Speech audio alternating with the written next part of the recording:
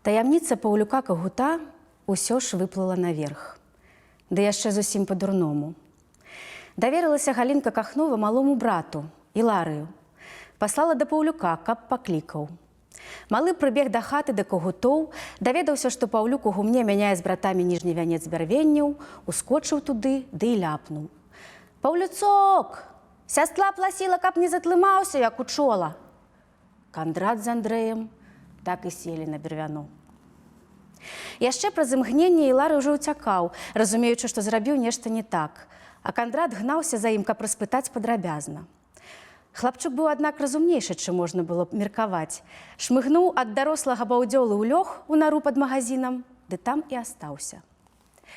Кандрат прапаноўваў яму здацца.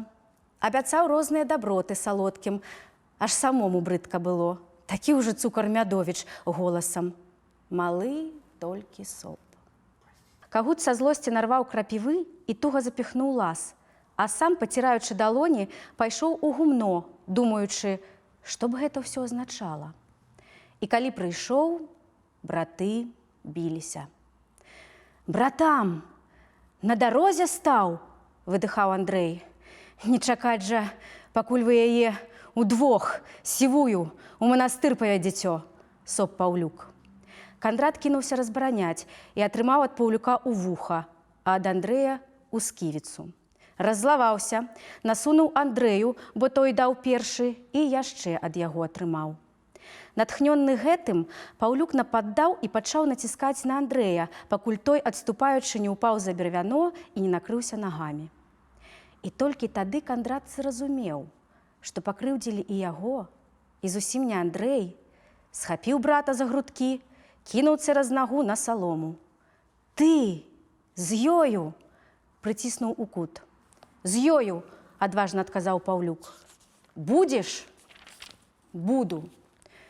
Вочы тваі дзе былі? 2 гады яна нам дарагая. А я спачатку і чакаў, да не дачакала яна. Неахвотна ёй 20 год чакаць. Не зыгуй, не нясі, адступіся. Не». Паўлюк навесіў Кандрату. І ў гэты час на малодшага наваліўся Андрэй. Біткі біліся моўчкі, сцяўшы зубы. Браты-блізнюкі адчувалі, насмяяліся з самага дарагога, што ў іх было. Паўлюк быў у ярасці. 2 на 1. Ды чорта ім дзеўка, спыталі б халеры ў яе. Паўлюка прыціснулі да сцяны. Разважлівы і спакойны, ён мог часам выбухаць шалёнай ярасцю, і цяпер, ведаючы, што яго адольваюць і могуць так налупцаваць, што тыдзень да плота не падойдзеш, ён адчуў у вачах чырвоны туман. І рвануўся між братоў і зняў са сцяны цэп, дубовы біч на адпаліраваным рукамі арэхавым цэпільне. «Ген!» – рыкнуў так, што браты адляцелі. «Сунецеся да яе! Заб'ю! Саромеўся вас, а вы з кулакамі! Заб'ю!» І рынуўся на іх. Кандрат быў зарагатаў, але адразу адскочыў. Цэп урэзаўся ў ток ля самых ягоных ног. «Дурыла! Ты што?» Але Андрэй з белымі вачыма схапіў ужо другі цэп і бег на Паўлюка. «Гэх!» Цапы стрэліся ў паветры, закруціліся адзін за адзін. Паўлюк вырваў свой. Кандрат непаразумела глядзеў, як браты лезлі адзін на аднаго. Гэта быў ужо не жарт. І тады ён таксама схапіў цэп. Паўлюк ляцеў на Андрэя, і Кандрат падставіў цэпільна і рвануў цэп з рук у брата і адкінуў у кут. Андрэй, нібы не разумеючы, наляцеў на іх, падняў цэпільна, біч звыкла круціўся ў паветры. Кандрат ведаў. Адзін удар і смерць. Скокнуў, схапіў Андрэя за рукі. Тым часам Паўлюк зноў схапіў свой і заадно і Кандрата ў цэп. Кандрат пацягнуў Андрэя за сабою разам з цэпнам і спіною прыціснуў Паўлюка ў кут. Не маючы змогі размахнуцца, яны гупалі аднымі бичамі то па сваіх руках, то па чужых спінах. Бичы боўталіся, як язык у звоне, і ляскалі мякка, але адчувальна.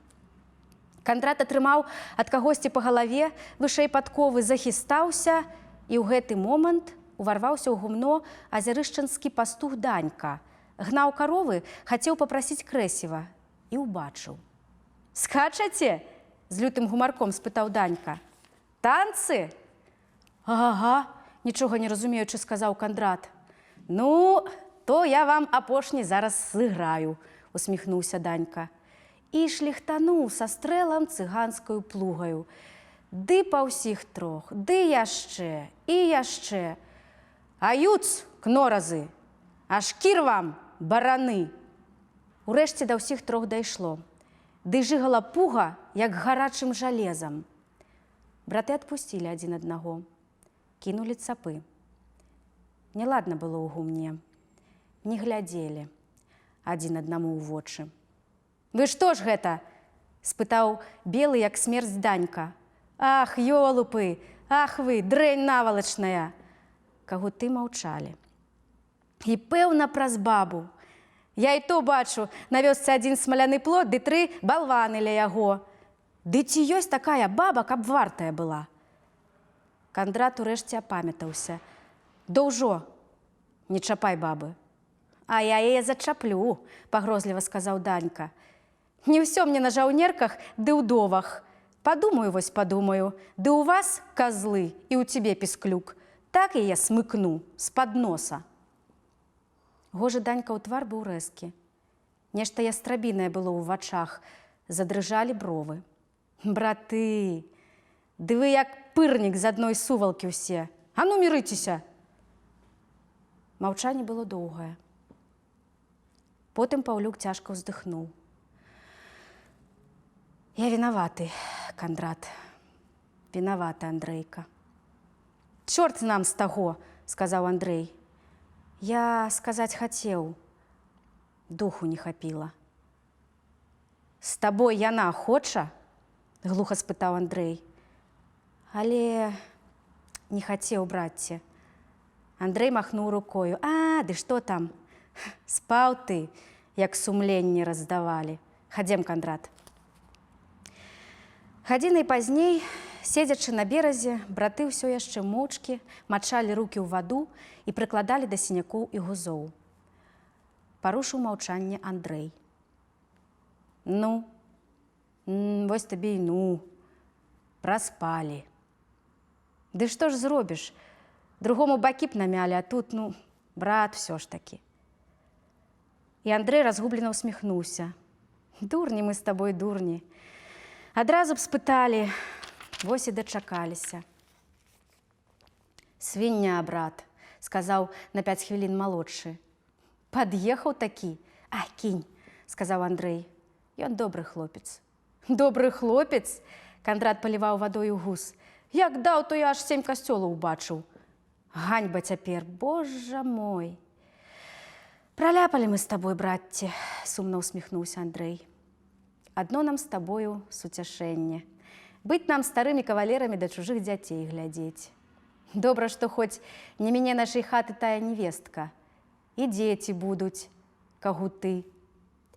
Ён усміхнуўся, але Кандрат разумеў, як брату дрэнна. І хоць Кандрату таксама было так, што аж сэрца сціскала, ён пажартаваў. Ну не, у адной хаце я з ёй не змагу. Тут, братка, нам з табою або дзяліцца з бацькам, або па бязмену ў рукі ды да корчака. Твар у Андрэя быў спакойны, толькі хадзіў пад скурай Адамаў яблык. Нездарма, брат, Адам яблыкам падавіўся, сказаў Кандрат, з усёй сілы хочучы развесяліць брата. Урэшце, чорт яго ведае. Можа, мы яшчэ з табой радавацца будзем, скакаць кожны вечар, што яе не ўзялі. Вось пачакай, трапіць ён у гэтыя жорны, ды да нас і скардзіцца прыйдзе.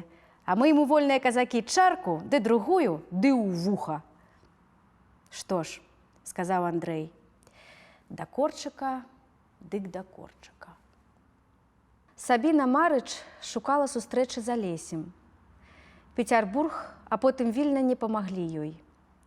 У Вільні яна кідалася, а потым адшукала Вацлава Загорскага і наведвала яго летні кожны тыдзень. Прыносіла яму цукеркі і садавіну, пытала, як жыве, як вучыцца, што піша брат. 11-гадовы Вацлаў успрымаў усё як належны знак павагі і любові асабіста да яго. Яго, шчасліўца, сапраўды любілі ўсе. Так было і ў Загоршчыне, так было і ў Вільні. І таму ён і яго кампанія сустракалі маладую вясёлую цётку радасна, загадвалі дзядзьку ставіць самавар, даставаць прыпасы, а потым ішлі разам з ёю гуляць на гару ці ў парк. І Сабіна дадала сваёй дабрыні чалавечую пяшчоту, якая ледзь не з нараджэння абмывала маладога Загорскага. І Вацлаў пакрысе прымірыўся з смерцю маці. Яго, як і Алеся, заўсёды абкружалі сябры, якія рыхтавалі ў яго ўрокі, разам з ім сваволілі і падхарчоўваліся. Сабіна разумела, гэтыя хлопцы – частка Вацлава, Вацлаў – частка Алеся. І таму яна пастаралася пасябраваць з імі і дабіцца іхняй прыхільнасці. Малодшы Загорскі паехаў у Вільню па пратэкцыі ў 6 год. Паколькі яму належала толькі палова капіталу, Вежа вырашыў хутчэй вывучыць яго, а потым паслаць вучыцца ў Германію на інжынера-дарожніка. Там чалавек канчаў вучобу не са ступенню магістра або бакалаўра, а са ступенню доктара. З гэтай ступенню ахвотна прымала для падрыхтоўкі Англія. Вацлаў павінен быў скончыць падрыхтоўчы курс у кагосьці з кембриджскіх прафесароў, прайсці практыку на англійскіх чыгунках і вярнуцца ў імперыю адным з майстроў сваёй справы, пасля чаго ўсё жыццё ён будзе чалавекам. Дзед спяшаўся. Яму трэба было ўзняць і гэтага. Цяпер Вацлаў быў у 6 класе, але не здаваўся за маладым для яго. Быў, праўда, таннейшы за равеснікаў, але такі спрытны і моцны, што ў крыўду не даваўся. А чытаў так шмат і меў, галоўнае, столькі кніг, што з ім сябравалі і сямікласнікі.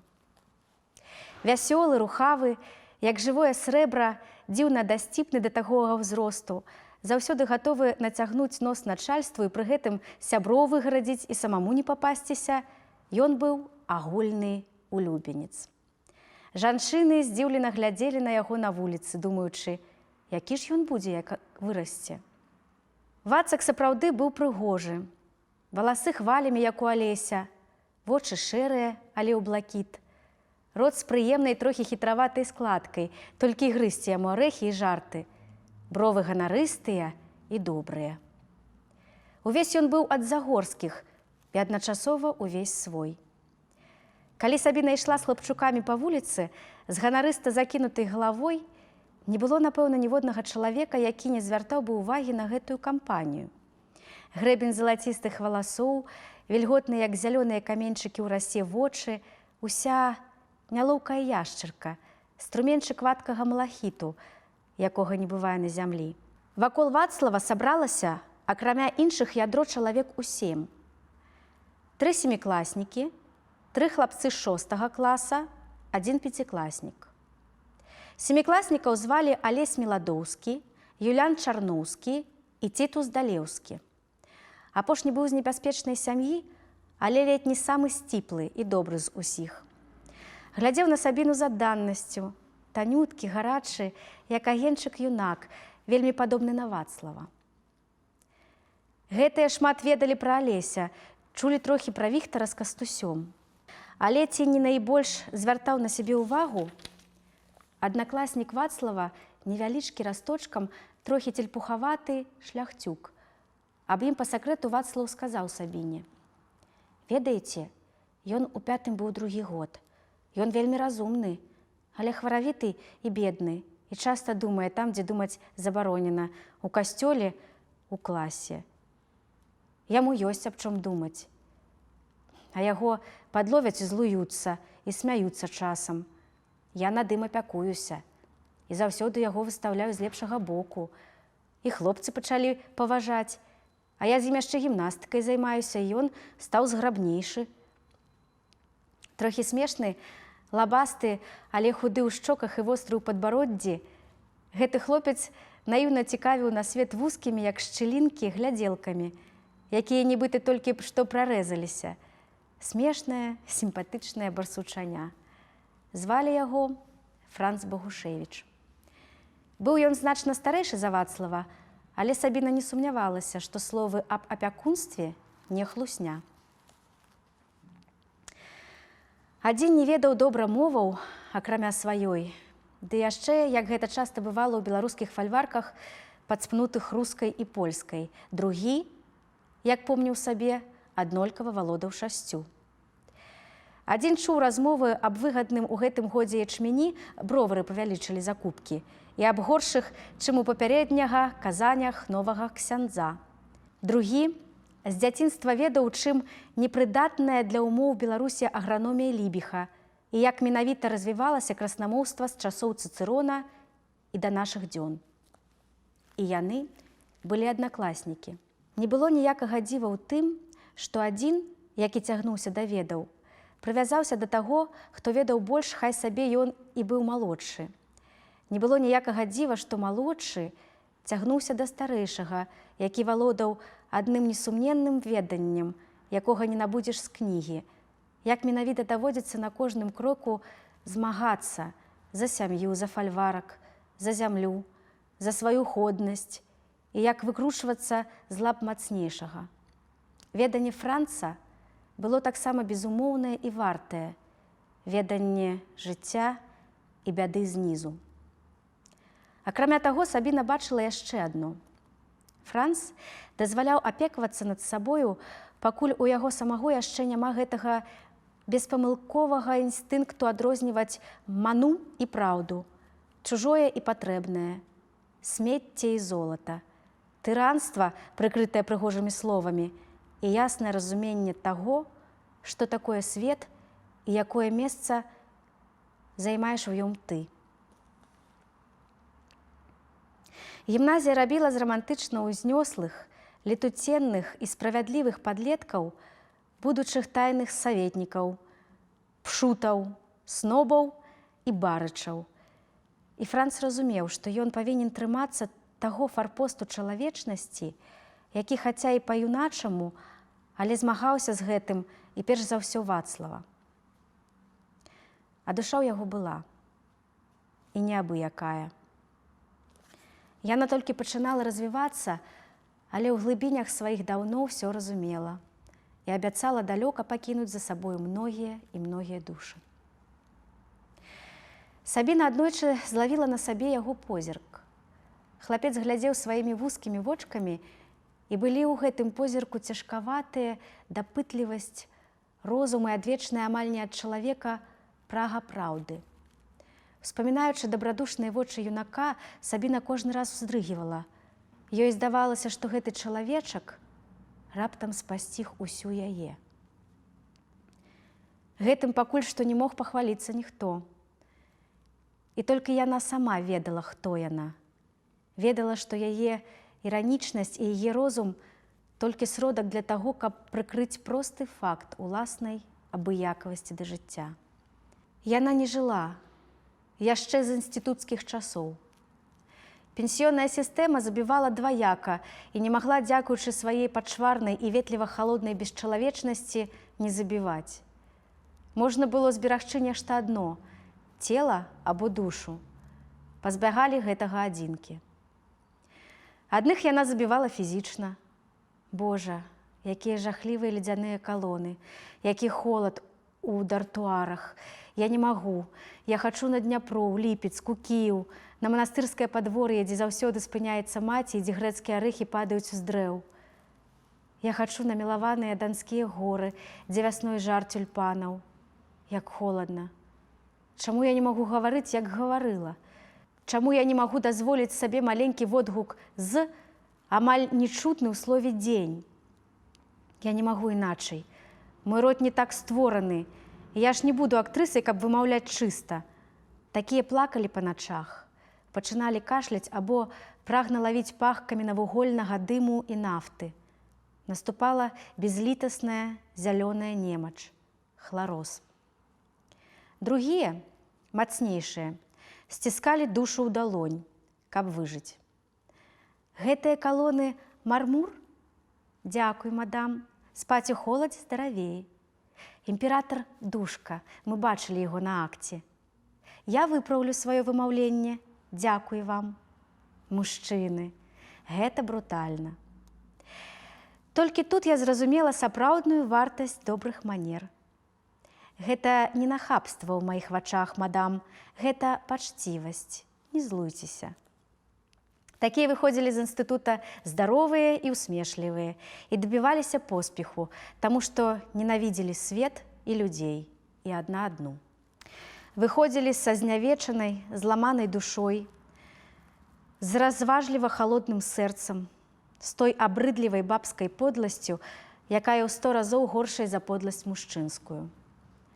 Выходзілі гатовыя ісці цераз трупы, бедныя душы. Свет быў варожы і халодны, але ўсё ж яна, як кожная жывая істота, не хацела ледзянець і шукала паратунку. І паратунак з'явіўся. І гэта быў ягоны брат. Яна вырашыла ехаць. Хлопцы раптоўна сталі ёй чужыя. Апошнія дні яна таксама сустракалася з імі, але ў душы адчувала хутчэй адсюль. А яны жартавалі пры ёй, спаборнічалі ў дасціпнасці і рыцарстве, смяяліся, кідаліся думкамі. Цёмнымі вачыма глядзеў на яе Цітус Далеўскі, трымалі паядынак Юллян і Алесь, Вацлаў перадражніваў Гедыміна, ідыёта Салаўёва і ханжу Баршчэўскага. Як яны гавораць вясною аб выніках іспытаў і неабходнасці трымаць гімназістаў у ёжавых рукавіцах, і як кожную хвіліну адхіляюцца, пачынаючы абгаварваць паненак, што праходзяць пад вокнамі. І дабратушна глядзела на іх толькі што прарэзанымі вачыма барсучаня, што прагнула праўды, Франц Богушевіч. Падрастала другая змена паўстання. Яна сама не ведала, што з ёю. Ледзь прыехаўшы, пачала пытаць у дзядзькоў аб Алесю. Іван хваліў маладога князя за гаспадарлівасць, але Тодар раптам накінуўся на Загорскага за залішняе патуранне мужыкам і ўвогуле за мужыкалюбства. Выдумаў сабе цацку, ды важдаецца з ёю. Торкае сваёй беларускасцю усім у вочы. Гаворыць, бы гнойнымі граблямі нешта растрасае.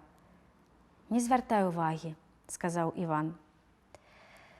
Сабіна шукала сустрэчы. Паехала да Мсціслава, мяркуючы, што, можа, сустрэне яго там. Мсціслаў ні аб чым не здагадаўся. Сказаў ёй, што Алеся ў яго другі тыдзень не было. І калі яна сустрэне яго, хай кіне ў вочы вось гэтую пальчатку, што ён тут забыў. Маўляў, калі не заедзе днямі, то дуэль. Чаму ягоную пальчатку, а не вашу? А чаго я сваімі пальчаткамі раскідацца буду? Пальчатку гэтую Алесь Загорскі не атрымаў. Паехала она і да Хаданскіх, не ведаючы, што яны ў сварцы з Загоршчынай. Але з гэтай паездкі не атрымала нічога. Хіба толькі і зрабіла ўраджанне на Іллю, які ўжо быў у роспачы, чакаючы канца сваёй раўбічаўскай эпапеі. Жыла яна ў сваім доме, пры бровары, а да дзядзькоў заязджала рэдка, ды прытым была паглыблена толькі ў свае думкі і не заўважала і другога, частых наездаў гасцей да Івана і Тодара. Ці то яна бачыла іх, але не звяртала ўвагі, а госці былі даволі падазронныя. Прыязджалі хаваючыся, ад'язджалі ўначы, вялі доўгія патаемныя размовы з гаспадарамі. Былі гэта найбольш тыя людзі са шляхты, якія вялі гандаль і шалёна супраціўляліся дзейнасці пана Юрыя і потым старога вежы. Ім надыходзіла зараз апошняе разарэнне. Выкупу не хопіць і на пашырэнне маленькіх гуд і пільняў, душу кожнага 50-60. Зямлю так ці іначай не зберажэш, а грошай не будзе і на тое, каб наняць былых прыгонных. А тут яшчэ багатыры канкурыруюць. А тут яшчэ чырвоныя Загорскія рвуць зямлю з-пад ног, падлы, журботнікі над малодшым братам. Ім лёгка тужыць, а паспрабуй патужы ты. Сярод гэтых узлаваных, даведзеных да крайнасці людзей, з'явіўся раптам багаты кроер. Гэтаму не было прычыны хвалявацца. Жыў бы і без прыгону. Але ён ненавідзеў самую думку аб волі і аб тым, што ён не будзе мець фізічнай улады над людзьмі. Акрамя таго, ён баяўся. Баяўся войны і Корчака, якія гойсалі на пушчах і з якімі нічога не мог зрабіць Мусатаў. Баяўся нападу, Баяўся таго, што хлопы сталі нахабныя, што яны ўсё больш і больш адчуваюць свой гонар. Гэтага баяліся і іншыя. З двух бакоў насоўвалася страшэнная небяспека. З боку багатых клейнікаў, загорскіх раўбічаў і іхніх заможніх 600-гадовых збраяносцаў, усіх гэтых Радкевічаў, Кальчуг, Юдэнічаў, з боку турскіх івіцкіх лаўраў, з боку адроддзя магутнага старога дрэва Ракутовічаў, з боку ўсяго гэтага пераплеценага сваяцтвам, традыцыямі і падданнямі клана, які зараз чырванеў на вачах, і яшчэ з боку мужычча, якое адчула сваю сілу і значнасць. З двух бакоў чакала смерць, пагібель галечча, і таму трэба было бараніцца аж да зубоў. І тут уже нікому не было клопату, што Кроер і Таркайлы – беларусы, Панафідзін і Іваноў – рускія, Аўгуст Дзяржак – паляк, а сабаньскія юнашы і стахоўскія агеньчыкі лічаць сабе палякамі. Наадварот, людзі, падобныя да апошніх 5, галасней за беларусаў лямантавалі аб беларускім паходжанні, аб тым, што яны зжыліся і цяпер больш беларусы, чым гнілыя заходнікі і сацыялісты. Загорскія лямантавалі аб традыцыях і патрэбе скуць мячы на абарону праваў спрадвеку чыстага шляхцецтва, якое надае высакароднасці і ім. І таму все яны былі кранальна аднадушныя ў патрэбе ўзняць меч. На вачах складалася арганізацыя, якая сваей падступнасцю за нейкія 3 гады запаскудзіла ўсю гісторыю Прыдняпроўя і нават потым мела 2 кароткія рэцыдзівы пасля забойства Аляксандра і ў 1904 годзе. Складалася самая абрыдлівая за ўсю гісторыю Беларусі грамада, якая каштавала з жыцця ледзь не 200 чалавек. Складалася Куга, прыдняпроўская мафія. Куга існавала вельмі нядоўга і паспела забраць параўнаўча мала ахвяр толькі дзякуючы агідзе мясцовых жыхароў да забойства ў спіну. Начальства заплюшчвала вочы і на дзейнасць грамады, і на яе знішчэнне. А вынішчвалі грунтоўна, не падкапаешся. І той, хто пацікавіцца гэтым пытаннем, павінен будзе толькі праглядзець статыстычныя лічбы. За 2 гады на тэрыторыі Магілёўшчыны загінула ад ваўкоў больш людзей, чым за мінулыя 300 год. Прычым чамусьці сярод тых, хто загінулі, не было сялян, а ўсё больш шляхта. Да, сотні душ. Гаспадары 2-3 буддаў, цігут і іншыя такія самыя людзі. Якой мераю дасі, такой і аддадуць. Супраць Кугі выступілі воўчыя братэрствы, аб якіх даволі многа і даволі негрунтоўна пісаў Доўнар Запольскі. Сабіна Марыч не звяртала ўвагі на гэта. Яна шукала Алеся. А скончылася ўсё нечакана проста. І тон іхняй апошняй размовы не пакідаў ніякіх надзей на тое, што для Сабіны можа нешта змяніцца ў лепшы бок. Яны сустрэліся і шмат гаварылі, і яна сказала яму, што свет робіцца лепшы, калі ў ім сустракаеш такіх людзей, як ён. І тады Алесь, нібы раптам зрабіўшыся ведушчым, сказаў: «Не трэба гэтага, Сабіна. Для вас я сусед і друг, як Радкевіч, як іншыя добрыя людзі. Зробіцца дрэнна – паможам. Ваш вораг – наш вораг. Ваш сябра – наш сябра. Вось і ўсё». Яна бласлаўляла Бога, што не паспела далёка зайсці, што не дайшла да апошняга прыніжэння. «Я гэта і мела на ўвазе, князь. Я стаўлюся да вас, як да пана Юляна. Вось і добра. І мне не хацелася б ніколі зрабіцца для вас тым, што хаданскія і раўбічы». Ён разумеў, што гэта ўдар. Магчыма, нават лёгкая пагроза. Алесь ведаў, яна не паспела далёка зайсці і радаваўся, што адсек адным ударам усе размовы. Але ён таксама ведаў, што ў думках яна зайшла далёка. І цяпер нізавошта гэтага яму не даруе. Так, сказаў ён. Гэта сапраўды было б непрыемна, асабліва для мяне.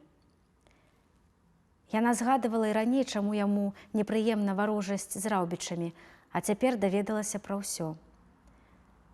Святло пацямнела. Ёй нельга было жыць без яго.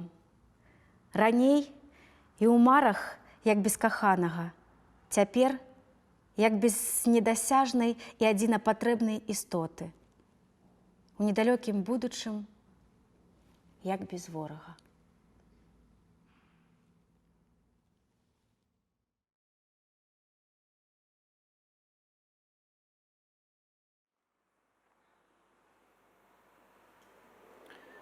Міхаліна праз няньку Тэклю паведаміла Алесю, што яна зноў трэці раз за гэтыя месяцы, выбіраючы час найлепшага яго настрою, зрабіла спробу пагаварыць з бацькам аб варожасці да Загорскіх.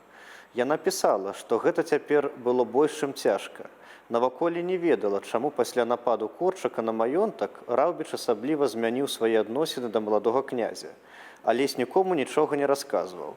Раўбіч таксама маўчаў. Ведалі, што Алесь з табуном прыскакаў яму дапамогу, а наконт далейшага хадзілі розныя чуткі. То казалі, што Загорскі спазніўся і бандыты ўжо зніклі, падхапіўшы двары пабудовы і не забіўшы пана, бо не хацелі залішніх ахвяр вялікай аблавы.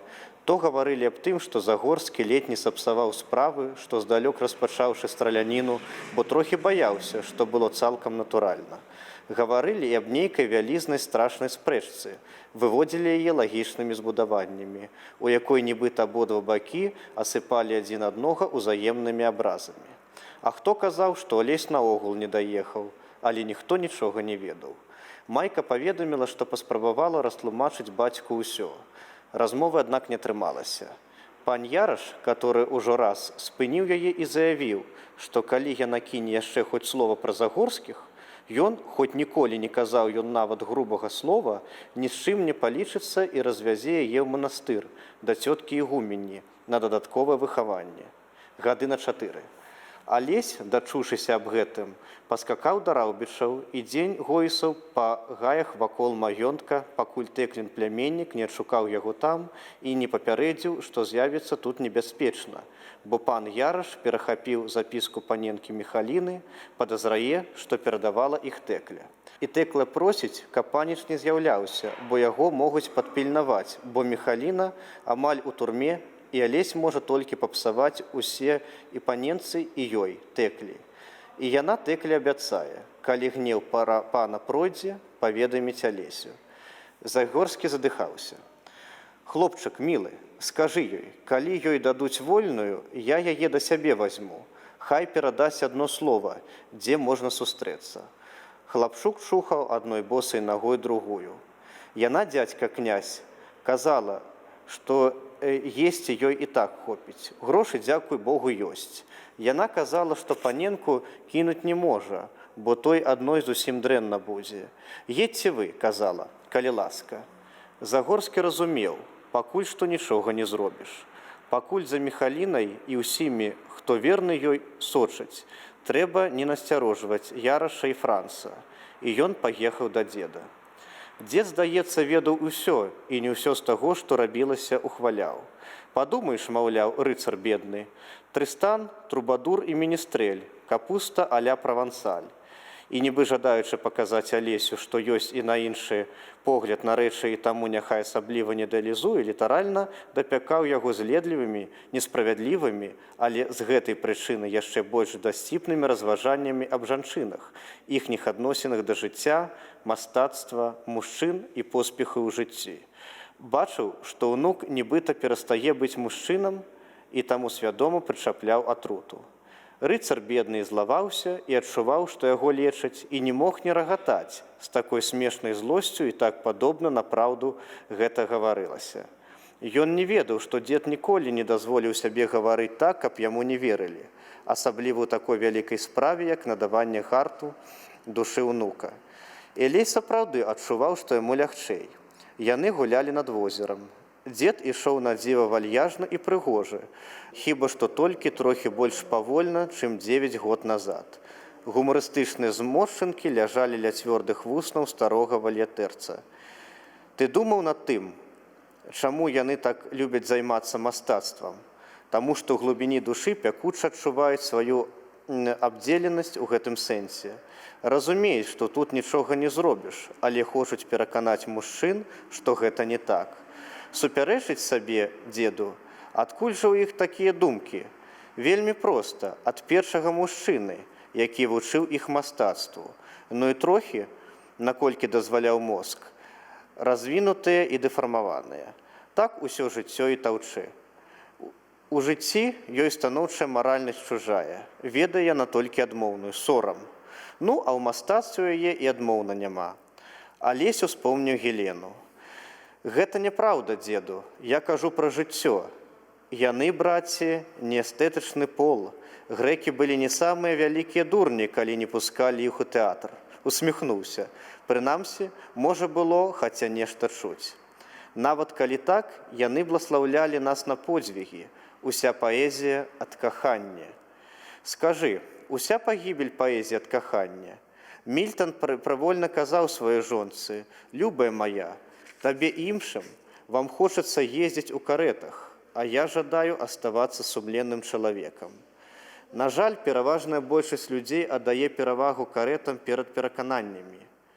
А жанчына, яна заўсёды кажа: «Праменні – гэта галоўнае ў сонцы».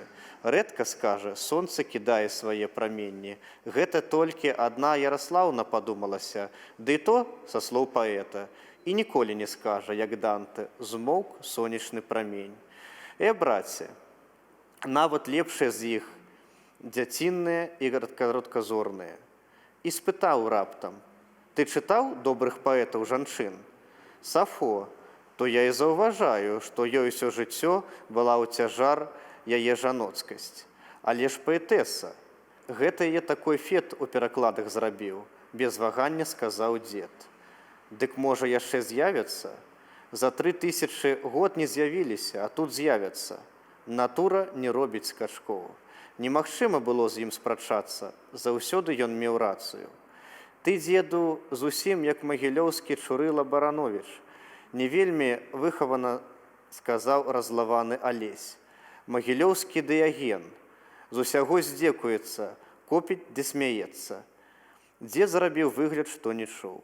Хто такі? Я ж кажу, губернскі Дыяген, з дзівацтвамі, у доме вар'ятаў быў. Добрыя дзівацтвы, сказаў дзед. За іх і ўзялі? Не, сапраўды. Ідзе вуліцай рагоча. Ну, каб гэта ўсіх браць, хто ў них у краме на вуліцах рагоча? Алесь толькі рукамі развёў. А дзед ужо казаў далей. Ты не прымай усяго блізка да сэрца. Быў такі ў 12 стагоддзі разумны пан Інакенці III. Напісаў ён трактат аб пагардзе да свету. Трэба табе пачытаць, ды над сім тым задумацца. Урэшце, на што чытаць? Вось паслухай, што ён аб жыцці кажа. Разумны быў.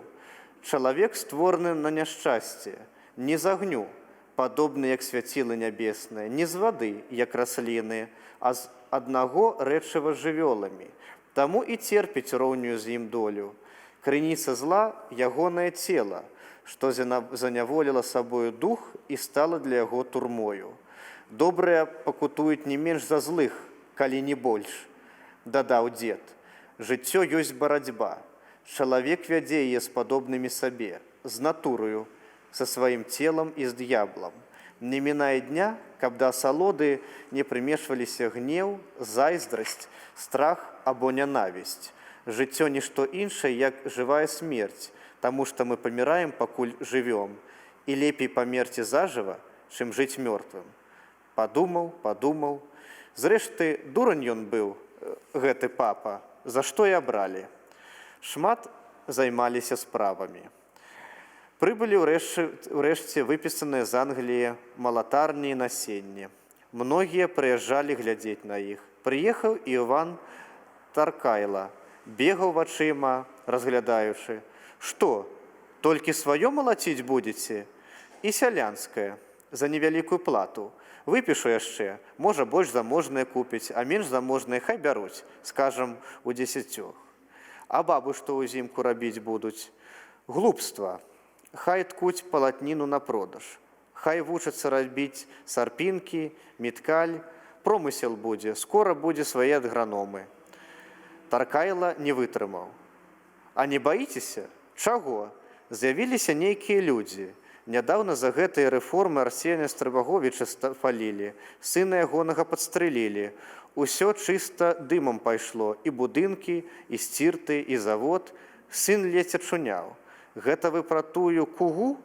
Сказаў Алесь. Куга, яна ёсць куга балотная. Куды вецер, туды яна гнецца. А паспрабуюць на мяне вякнуць, вылаўлю ўсіх. Ды хіба што кажу, Аступір Таркайла, я і сам гэтых вырадкаў ненавіджу, сам бы ўсё гэтае звёў, да пабойваюся. Я не вы, спаляць. Нядаўна сустрэлі на дарозе лёкая майго Пятра, ды запіску перадалі, і Таркайла дадаў Алесе шматок паперы. У левым верхнім кутку была груба намаляваная вока пугача з пяром-брывам. Няжэй ішлі літары, ірваныя ад дрэннай паперы і вадкага арманту. Бачым, пойдзеш за Страбаговічам, возьмеш на пільню па вольным найме людзей труна. Сёння зроблена, заўтра адрамаеш вяроўку. Паслязаўтра не павесішся, праз дзень палім тваё пудзіва на Чырвонай гары ці іншай насокай. Убачыш, не знікнеш, чакай савы, і іншым перадай, што ім тоеш. Ніжэй быў намаляваны крыж. Алесь усміхнуўся. Дайце мне. Што вы? Ціха сказаў Іван. Ніколі. Дрыжачым пальцамі схваціў паперку. Заб'юць. Было ўжо так. Ніхто не скардзіцца. У іх, кажуць, у судзе рука. І вам не раю, калі часам атрымаеце. Ну, глядзіце, атрымаць-то я павінен быў першы. У мяне паўсюль па вольным найме людзі, нават з маім прыгоннымі. Я і кажу, сцеражыцеся, і маўчыце, маўчыце. Хрыстом прашу. Падышоў вежа. Іван нібы надумаў новае. Усё гэта добра, навіны гэтыя, а капітал абаротны скуль? Я дам, сказаў вежа. Яму дасцё, а ўсім іншым хто дасць? На якія такія шэлегі яго вучыць будуць? І дадаў, Алесю Юрьевичу з вамі пашанцавала. Са срэбнай лыжкай у роце нарадзіўся. Паехаў. Алесь здзіўлена раздумваў. Навошта гэта яму было? Дапамогі на ўсякі выпадак шукаў, то пакажам, як спатрэбіцца. І Алесь махнуў рукою на здарэнне з Таркайлам. Куга, шмуга, лухта якая. У жніўні невядомыя людзі конна вылецелі з пушчы на Вітахмомскую бурачную плантацыю. 30 чалавек са стрэльбамі. Ніжняя частка аблічча у кожнага завешана белымі муслінам, каб дыхаць. На гэтай дзесяціне першы год рос гонар і крывавы пот Алеся. З вялікімі цяжкасцямі, ледь не зладзействам і хабарам здабыты з поўдня гатунак бурака залаты з колькасцю цукру да 28% супраць звычайных 16-20%. Гаспадарка, дзе рос залаты, належала барону Мухвіцу, генеральнаму дырэктару суполкі Мінерва, і была падвінніцай. Насенне Герман Мухвіц дастаў недзе ў Аўстрыі. Ён быў яшчэ і член адміністрацыйнай рады Варшаўска-Венскай чыгуткі. Таксама ледь не ўкраў і сцярог, трымаючы зубамі. Чалавека, які здабыў Алесю насення, выгналі са службы, і давялося ўзяць яго на сваё ўтрыманне. Іншыя служачыя наадрэз адмовіліся гаварыць з Ідбіцкім. Вакол залатоў хадзілі не на пальчыках. Плацілі мужикам і бабам удвая за апрацоўку кожнага рада. Алесь спадзяваўся, што праз год трэць плантацыі будзе засеяна сваім залатым насеннем. І тут здарылася. Падшалённая куга невядомыя стрэламі адагналі працуючых і пачалі гайсаць па дзесяціне, выбіваючы яе капытамі, як ток. З лесу вылецелі каля 20 фурманак, распаўзліся па плантацыі і пачалі паліваць з бочак сакавітыя зялёныя рады густа салёнай ропай. Людзі пабеглі ў Вітахмо па дапамогу. І пакуль на плантацыю кінуўся Андрэй Пахвіст з каномам сцюдзёнага яра, што выпадкова апынуўся ў Вітахмо, кінуўся адзін ратаваць. Прыбег і ўбачыў шабаш знішчэння, струмені ропы, цені коннікаў, што лёталі па полі. Выгукі сакавітае храбысценне гічкі, стрэлы ў паветра. Аканом набілі і прагналі з плантацыі. Перадай, будзе навіны заводзіць, прырэжам. Праз гадзіну, убачыўшы, як збоку вітахму бягуць са стрэльбамі людзі, невядомыя абсеклі пастронкі і, кінуўшы новыя бочкі разам з калёсамі у разорах, прыпусціліся ў пушчу. Людзі рынулі былі за ім, але адтуль і рвануў залп, і гнацца далей абаяліся. Поле было змешанае з гразёю тулкавіска. Алеся ўжо назаўтра убачыў, што ропа зрабіла сваю справу. Гічаны там, дзе яны уцалелі, былі як зморшчаныя сухі тытунь. Ён загадаў выкапаць найбольш ацалелыя карані, перанесці прад аранжарэю і даглядаць, як ружа, загадаў шчодра паліваць поле вадой. А можа, але сродку змагацца з гэтым у аграномаў не было. Ніхто не сее бурак на саланчанку. З неба не ідуць салонныя дажджы. Уратаваць удалося не больш як 3 каранёў. Залаты загінуў. Пахвіст дзёр на сабе валасы. За што? За тое, што ў кодлуб другі і ногі круткі, змрочна сказаў дзед. Уцячэ не паспеў. Ну до, мосьмесь за крыўду, сволачы, сцяўшы зубы, сказаў Алесь. Дзед сумна усміхнуўся. А што такое мера добрага ці дрэннага? Шмат у каго кішэнь, дзелае яе іншы не тое, што бурак, чалавека стопча. Скардзіцца будзем? Спытаў Пахвіст. Не, сказаў Алесь, скінь з вітахмормы мужикоў паловы нядоімкі. Прыбаў на цукровых вельнаможных 6 грошаў на гадзіну. Вартаўнікам стрэльбы, і калі убачыць такога, завешанага вусны, Алеся жорстка скрывіліся. Хай спраўляюць за маю галаву. І мужыкі, калі заўважаць, хай страляюць. Правільна, сказаў дзед. То, кажа, шляхта? Канешне, шляхта, сказаў Пасхвіст. Гаворка выдае, ды на што мужыкам на добрыя для іх навіны скардзіцца? Ясна, сказаў дзед. Вось мы ім міну і падвядзем. Паглядзяць мужыкі, як Загорскі шанцуе, ды глядзіш кагосьці за сваіх і цокнуць абухом у лоб. А праз тыдзень здарылася яшчэ горшае. Стэфан Кагут, старэйшы і пакуль адзіны жанаты з братоў Юліян Лапата, ехалі на адным волі сухадола. Вазілі сёе-тое прадаць. Прадаўшы, купілі чвэрць гарэлкі, узялі за яе па чарцы, пад хатняе сала, па на другой астатнія закрывалі і заклілі пад посцілку. У Кагутовых пачыналі капаць студню 2 майстры. То хоць пры пачатку і не належаць, а напаіць трэба, няхай не кажуць, што Кагут з купірака. Стэфан купіў яшчэ поршнікі для малой.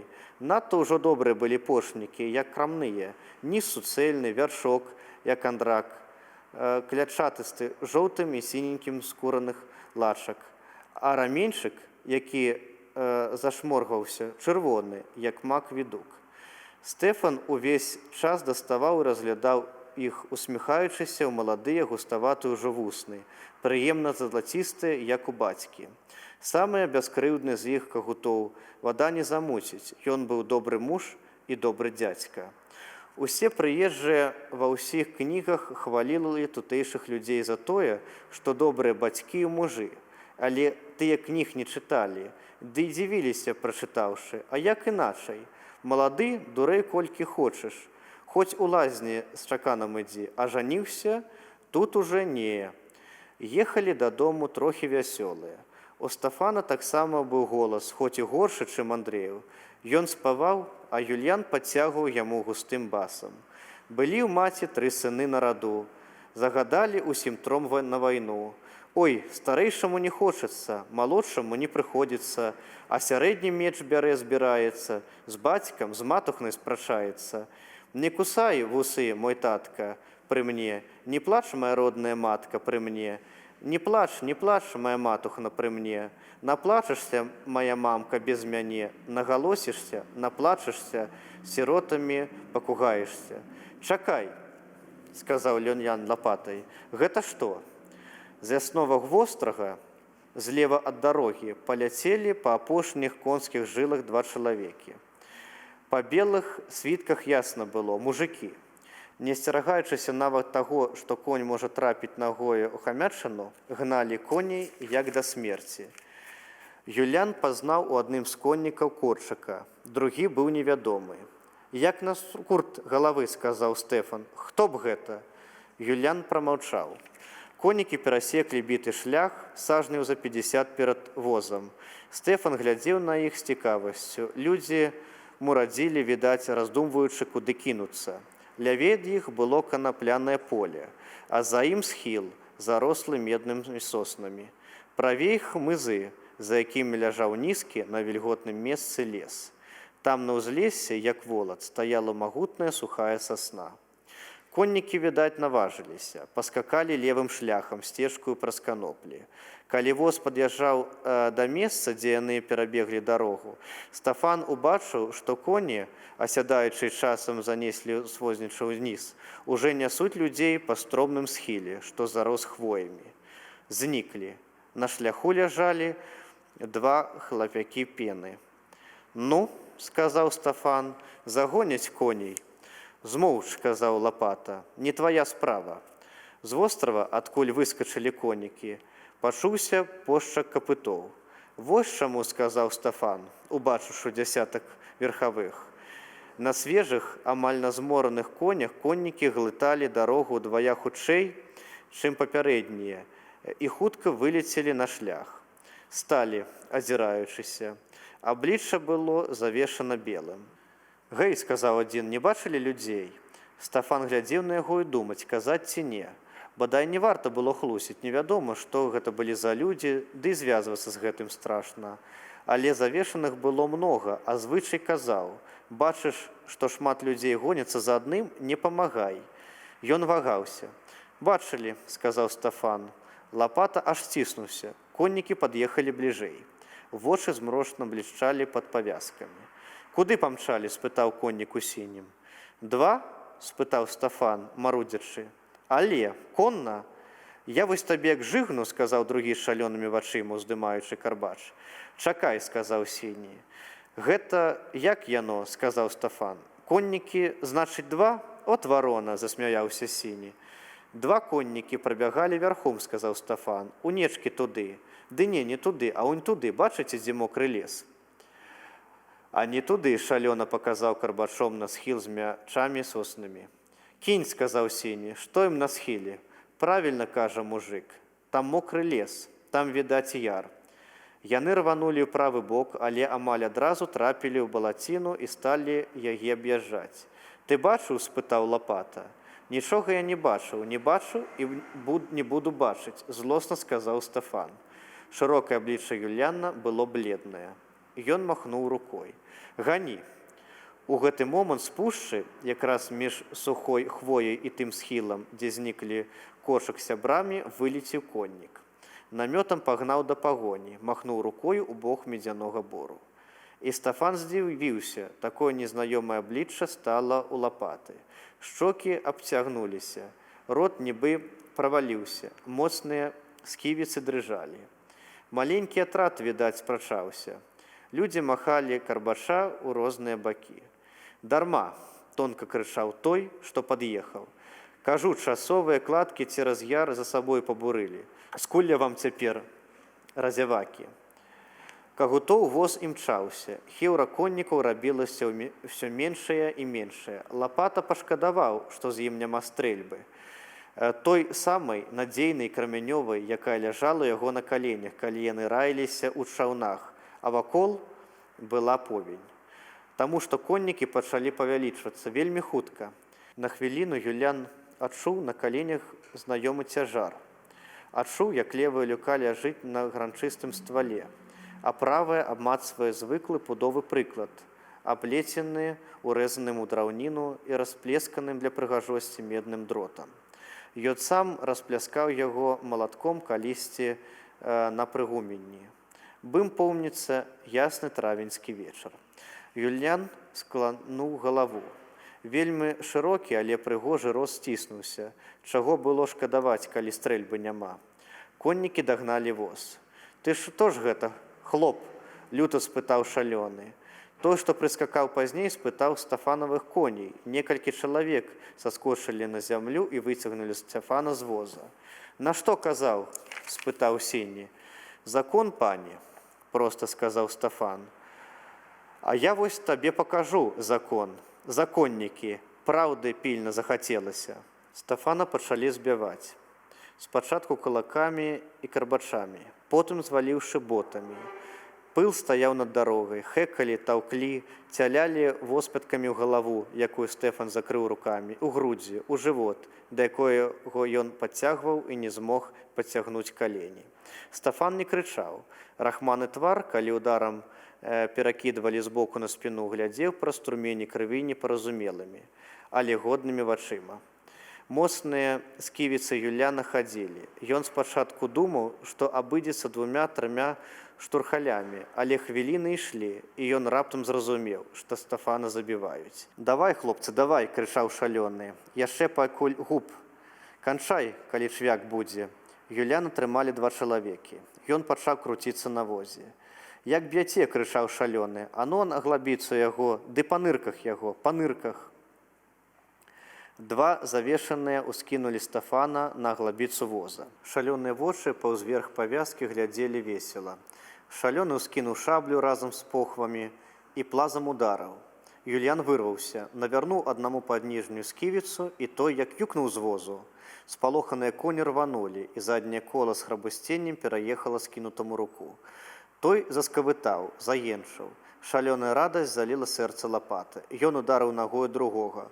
У пахвіну, ляснуўся на дарогу і той. На крык Сіні ускінуў мядзведзячыя вочы. Юліян рыўцом напалову аддзёр з лёстак аглабіцу. Вочы Юліяна і Сіняга сустрэліся. І ў гэты момант ветрык адхіліў з аблічча Сіняга муслінавае пакрывала. Юліян на нейкае імгненне ўбачыў жорсткія вусны Тодара Таркайлы і зразумеў. Гэта канец. Тодар дастаў з-за пояса пісталеты. «Тарка!» – сказаў Юліян. 2 стрэлы амаль зліліся ў адзін. Юліян лапаты, стоячы на возе, пахіснуўся і, дзіўна заграбаючы паветр рукамі, нібы ішоў купацца па няроўным дне, упаў на Стафана. «Ла!» – дакончыў ён. Ён быў забіты на павал.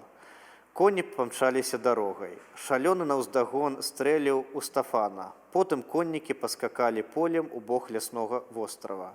Апошняя куля трапіла ў бутлю, прызначаную для людзей, якія заўтра павінны былі пачаць біць студню на кагутовай сядзібе.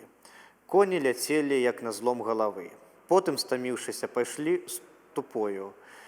Прыві нідзе, акрамя саломы, не было відаць, і кожнаму, хто сустракаўся з возам, здавалася, што гэта едуць з кірмашу смяротна п'яныя.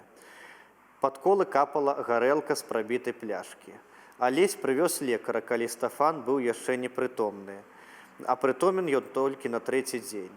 І толькі раз, на імгненне расплюшыўшы асавелыя вочы, сказаў не сваім голасам: «Куга!» Лекаў аглядаў збітага. Алесь сядзеў у двары, на бярвеннях, і слухаў галашэнне Марты. «Закарыці цябе няма?» – сказаў ён. Марту трэба было неяк адарваць ад гэтага страшнага ляманту, і ён, не курашчы, не зноў нічога лепшага. Пакуль Марта пайшла па тытунь, пакуль нацерла яго, пакуль прынесла і пачысціла забытую на другі дзень пасля вяселля кінутую бацькам кагутом люльку, яна сапраўды супакоілася.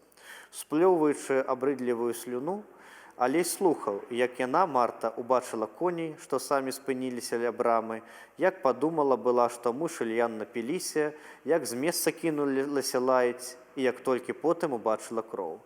«Поршнікі ж купіў», – пабівалася Марта. «А што гожанькія, што ладненькія?» Малая Рагнеда, на якую ніхто не звяртаў увагі, самавольна абула іх і цяпер тупала перад Алесем, чакаючы, відаць, што заўважыць і пахваліць.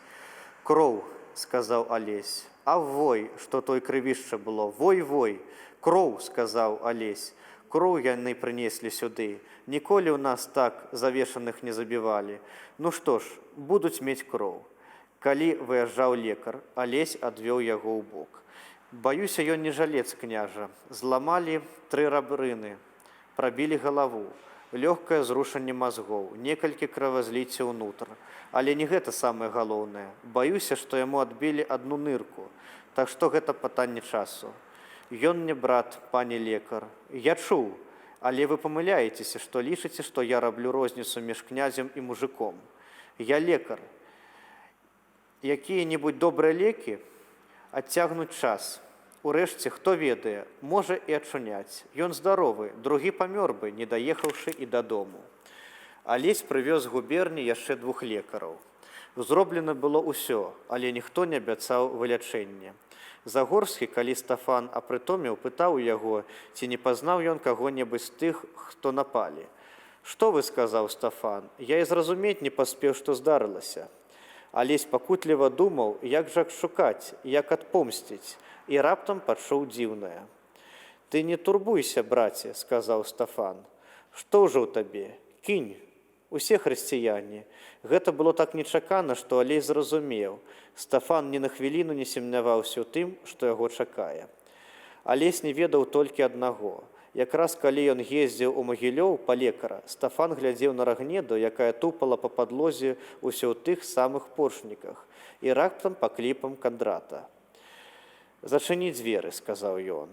Стафан ляжаў у чыстым пакоі, на тым ложку, дзе слалі гасцям. Звычайна да госця, які пасля вячэры ўжо засынаў, прыходзіла спачатку Марта, а потым Яня і прыносіла апошнюю чарку крупніку. «Выні госціка апошнійку, ды спі. Пакрыўдзь сябе, каб дому не крыўдзіць». Госць усміхаўся, выпіваў, цалаваў пані дому ў шчаку і засынаў з думкаю, што дом трымаецца звычаю, што гэта харошы дом. Цяпер нехта павінен быў паднесці чарку і яму. Стафан адчуваў набліжэнне гэтай пані. Ці стане сілы ў адказ на яе пацалаваць і усміхнуцца? «Трэба, каб хапіла». «Што ж ты, браце?» – спытаў Кандрат. «Абяцай, што ёй заўсёды будуць і пошнікі, і чаравікі, што іншым дзецям тое і ёй». «Крыўдзіш, Стафан», – сказаў Кандрат, – «на тым стаім. Ты кінь, адчуняеш. То ты, Кандратка, слухай. Пабажыся, што ўсё забудзеш, калі ачуняю». «У імя Бога», – неахвотна сказаў Кандрат. «Калі ачуняю, я дарую ім», – сказаў Стафан. «Бацька яе будзе, а гэта галоўнае. Мы хрысціяне». Малая тупала па падлозе. Пошні на ножках былі, як вясёлка. «Але як памру, няма ім майго даравання». Рахманныя вочы Стафана сталі раптам такія, што Кандрат спалохаўся. «Таму што ж дзе праўда? Я нікога не чапаў. Я ніколі не шчаміўся ў іхнія справы, трымаючыся звычаю, а звычай забараняе забіваць у пяцёк аднаго. І трымалася так, што для мяне адзін звычай, а для іх другі. І яны забілі мяне, хоць я нікуды не лез і ведаў, што мы, людзі маленькія, павінны араць зямлю. У нас дзеці, дык вось, калі памру, забі». «Хто?» – спакойна спытаў Кандрат. «Таркайла Тодар», – сказаў Стафан. «Скуль ведаеш?» Голас быў падобны. Ільян сказаў: «Тарка-ла», а потым стрэлы. «Добра», – буркнуў Кандрат, – «зраблю». «Яшчэ хто?» Мне здалося, што я пазнаў вочы другога, але гэта было проста, каб ведаў і засцярогся. Абяцаў, што не будзеш забіваць, пакуль не ўпэўнішся. «У імя Бога». «Хто?» Здаецца, кроер Канстантін. «Чаму Алесю не сказаў? Кінь, браце, і так у яго ворагаў многа». «Я ўсё зраблю, браце», – сказаў Кандрат. «А цяпер забудзь». Стафан заплюшчыў вочы.